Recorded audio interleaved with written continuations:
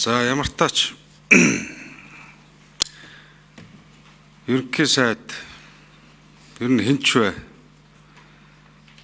Үндсэн хуулийн 44-ийн 1 заасан ихтгэл үзүүлэх хэсэг асуудлыг оруулж ирж байгаа нь ер нь цаашдаа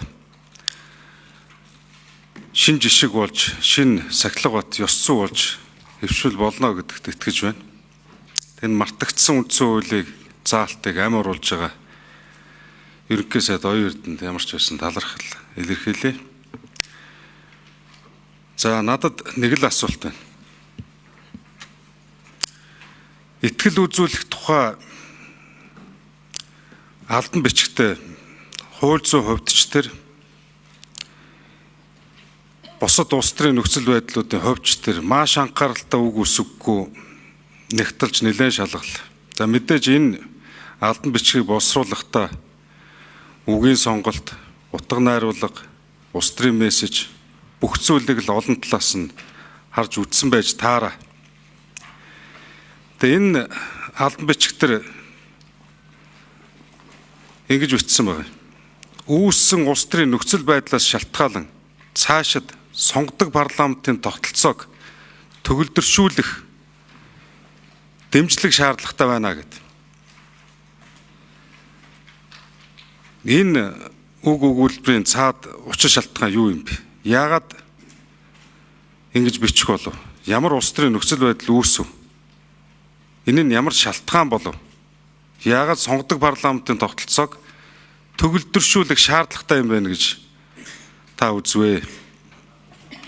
Энэ дээр хариулт авъя. За дээрээс нь дашрамт нэг зар дамжуулах юм байх. Хэвлэл мэдээллийн байгууллагууд ерөнхий сайдад уламжлаад өгөөч ээ. Бидэнтэй ил тод нээлттэй уулзаач гэж хөргүүлснийг бас танд уламжлая.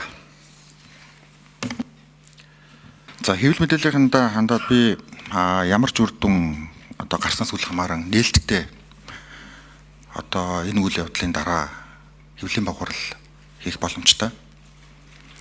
За яагаад парламентаар эхэлж ярих ёстой вэ гэж үзсэн бэ гэхээр парламентын процесс буюу ард түмний эрхэм хэлж төлөөлийн төв байгууллага дээр эхэлж асуултанд бол хариулах нь бол зүй ёсны асуудал. Энэ бол сонгодог парламентд байдаг нийтлэг жишг. За тэрний өмнө жишээлбэл тайлбар хийгээд ямар нэгэн байдлаар нөлөө үзүүлэх гээд өөрийгөө зүтгэх гээд эсвэл асуудлыг нэг талд нь гарч тайлбарлах гээд байх ийм сонирхол надад бол огт байгаагүй гэдгийг бас хэвлэл мэдээллийнхэндээ хандаж хэлье. Тэгээ миний хувьд хэвлэлийнхэнтэйгээ нээлттэй л уулздаг. Яг тэр жишгээрээ та бүхэн маань уулзаад сонирхсан бүхий л асуултандаа хариулаарай. Гагцгүй парламентын процесс эхэлж явах нь бол зүйтэй юм а гэж үзсэн.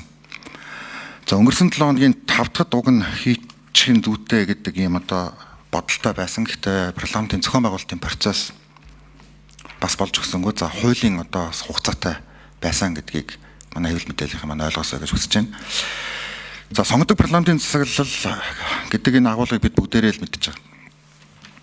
Монгол улс бол парламентын засаглалтай. За сая бид нар хэллээ төлөөллөө илүү том болгосон. Энэ юу гэсэн үг вэ гэхээр парламент өөрөө бие даан шийдвэр гаргадаг байх энэ эрхийг л баталгаажуулж байгаа.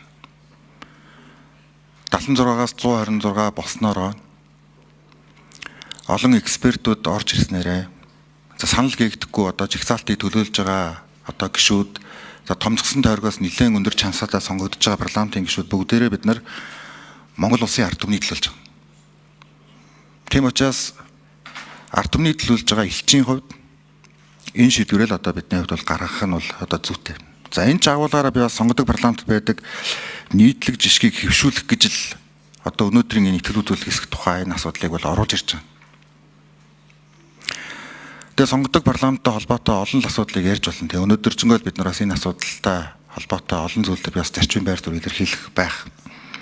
Тэгээд номтой хоёр гишүүн яг дэлгэрэнгүй детальчсан асуултаас бол би бас хариулахд бол бэлэн байна.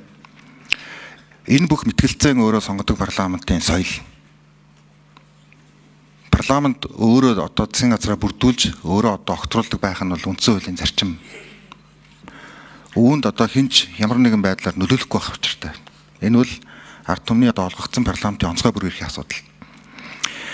Тийм учраас олон талаас парламент шүүн хэлэлцээд парламентаар дамжуулж одоо олон нийт ард иргэдийн одоо эргэлзээ болон асуудлуудыг тайлаад нийгмийн дүгнэлтийг ч парламентын олонхыг ч одоо нэгдэлт байх энэ шийдвэр л Монгол төрийн шийдвэр. За энэ агуулгын энэ асуудлыг оруулж ирсэн гэдэг зүйлийг бас хэлье. За өөрийнхөө асуусан асуултанд тодорхой хариу бол авч чадаагүй ч гэсэн бусад гишүүдийн асуусан асуултаар ер нь ойлголоо. Одоо чуулган дээр орно.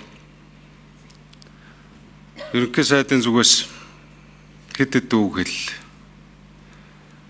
За ногцруулах, ажиллаа өгөх. Энийг бас улс төрийн зорилгоор шалтгаан болгож, цаана бас шалтгаан зорилго нуугдж байгаа гэдэг. Миний байх хэсэг асуудал бол 1001 дэх асуудлаа гэдэг. Тэгэхээр нэг ажиллаа өгөхгүйтэй зуралдаад байгаа юм биш байна гэж ойлголоо.